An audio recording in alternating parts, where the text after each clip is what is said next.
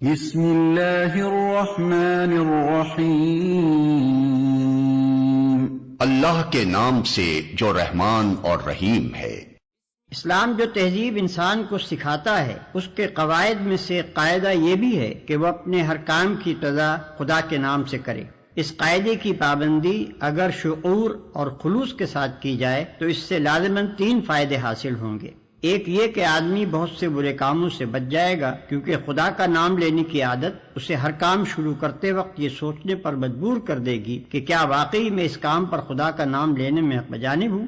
دوسرے یہ کہ جائز اور صحیح اور نیک کاموں کی ابتدا کرتے ہوئے خدا کا نام لینے سے آدمی کی ذہنیت بالکل ٹھیک سمت اختیار کر لے گی اور وہ ہمیشہ صحیح ترین نقطے سے اپنی حرکت کا آغاز کرے گا۔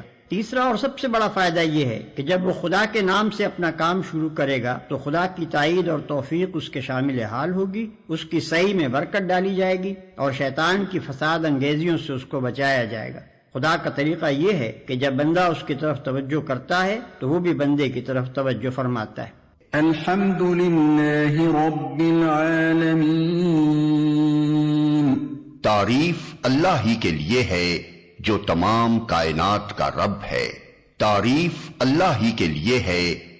جیسا کہ ہم دیباچے میں بیان کر چکے ہیں، سورہ فاتحہ اصل میں تو ایک دعا ہے، لیکن دعا کی ابتدا اس ہستی کی تعریف سے کی جا رہی ہے جس سے ہم دعا مانگنا چاہتے ہیں۔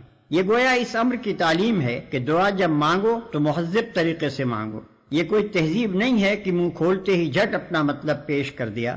تہذیب کا تقاضا یہ ہے کہ جس سے دعا کر رہے ہو پہلے اس کی خوبی کا، اس کے احسانات اور اس کے مرتبے کا اعتراف کرو۔ تعریف ہم جس کی بھی کرتے ہیں 2 وجوہ سے کیا کرتے ہیں۔ ایک یہ کہ وہ بجائے خود حسن و خوبی اور کمال رکھتا ہو، قطع نظر اس سے کہ ہم پر اس کے ان فضائل کا کیا اثر ہے۔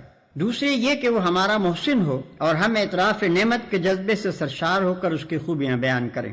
اللہ تعالیٰ کی تعریف ان دونوں حیثیتوں سے ہے۔ یہ ہماری قدر شناسی کا تقاضا بھی ہے اور احسان شناسی کا بھی کہ ہم اس کی تعریف میں رد اللسان ہوں۔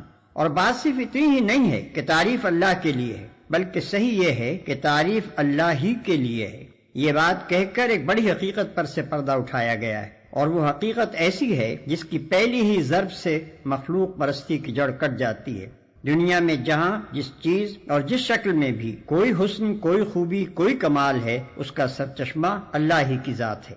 کسی انسان، کسی فرشتے، کسی دیوتا، کسی سیارے، غرض کسی مخلوق کا کمال بھی ذاتی نہیں ہے بلکہ اللہ کا عطیہ ہے۔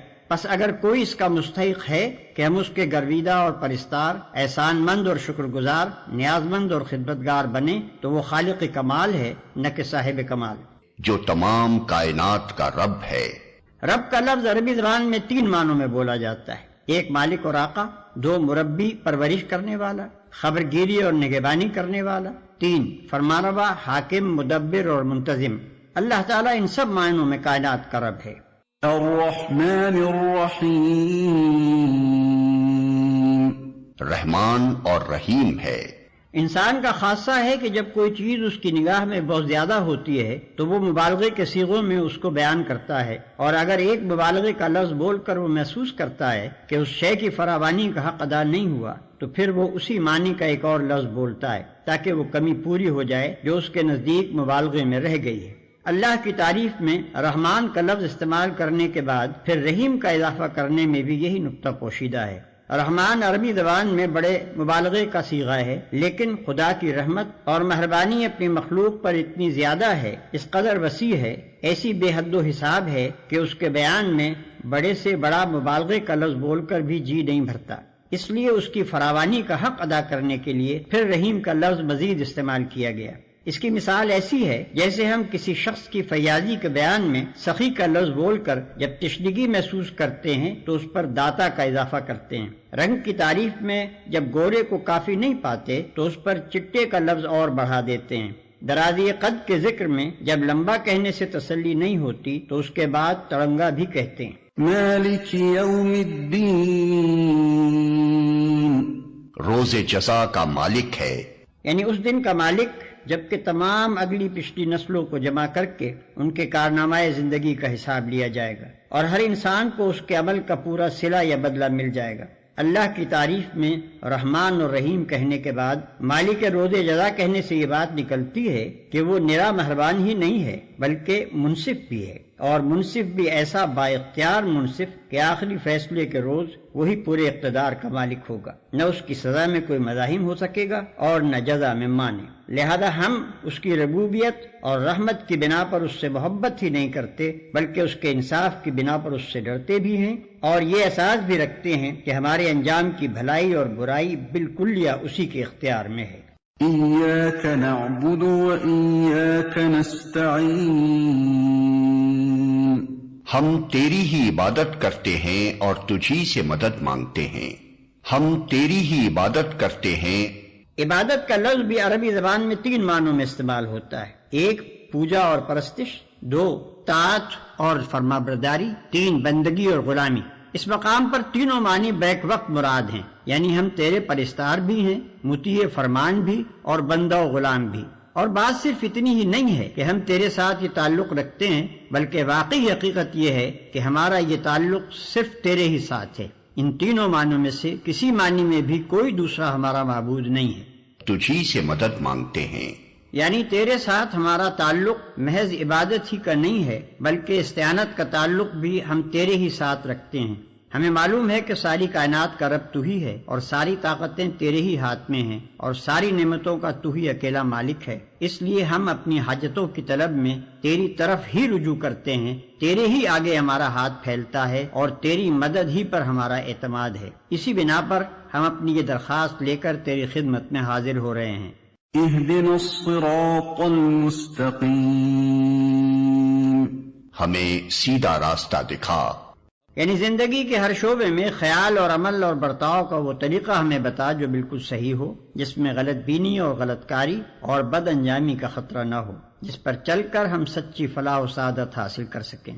یہ ہے وہ درخواست جو قرآن کا مطالعہ شروع کرتے ہوئے بندہ اپنے خدا کے حضور پیش کرتا ہے۔ اس کی گزارش یہ ہے کہ آپ ہماری رہنمائی فرمائیں اور ہمیں بتائیں کہ قیاسی فلسفوں کی اس بھول بھلیاں میں حقیقت نفس الامری کیا ہے، اخلاق کے ان مختلف نظریات میں صحیح نظام اخلاق کون سا ہے، زندگی کی ان بے شمار پگڈنڈیوں کے درمیان فکر و عمل کی سیدھی اور صاف شاہراہ کون سی ہے۔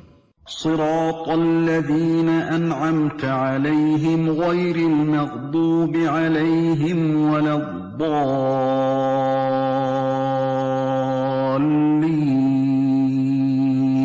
ان لوگوں کا راستہ جن پر تو نے انعام فرمایا، جو ماتوب نہیں ہوئے، جو بھٹکے ہوئے نہیں ہیں، ان لوگوں کا راستہ جن پر تو نے انعام فرمایا۔ یہ اس سیدھے راستے کی تعریف ہے جس کا علم ہم اللہ تعالیٰ سے مانگ رہے ہیں، یعنی وہ راستہ جس پر ہمیشہ سے تیرے منظور نظر لوگ چلتے رہے ہیں، وہ بے خطا راستہ کہ قدیم ترین زمانے سے آج تک جو شخص اور جو گروہ بھی اس راہ پر چلا وہ تیرے انعامات کا مستحق ہوا اور تیری نعمتوں سے مالا مال ہو کر رہا، جو ماتوب نہیں ہوئے، جو بھٹکے ہوئے نہیں ہیں۔ یعنی انعام پانے والوں سے ہماری مراد وہ لوگ نہیں ہیں جو بظاہر عارضی طور پر تیری دنیاوی نعمتوں سے سرفراز تو ہوتے ہیں مگر دراصل وہ تیرے غضب کے مستحق ہوا کرتے ہیں اور اپنی فلاح و سعادت کی راہ گم کیے ہوئے ہوتے ہیں۔ اس سببی تشریح سے یہ بات خود کھل جاتی ہے کہ انعام سے ہماری مراد حقیقی اور پائیدار انعامات ہیں جو راست ربی اور خدا کی خوشنودی کے نتیجے میں ملا کرتے ہیں، نہ کہ وہ عارضی اور نمائشی انعامات جو پہلے بھی فرعونوں اور نمرودوں اور قارونوں کو ملتے رہے ہیں اور آج بھی ہماری آنکھوں کے سامنے بڑے بڑے ظالموں اور بدکاروں اور گمراہوں کو ملے ہوئے ہیں۔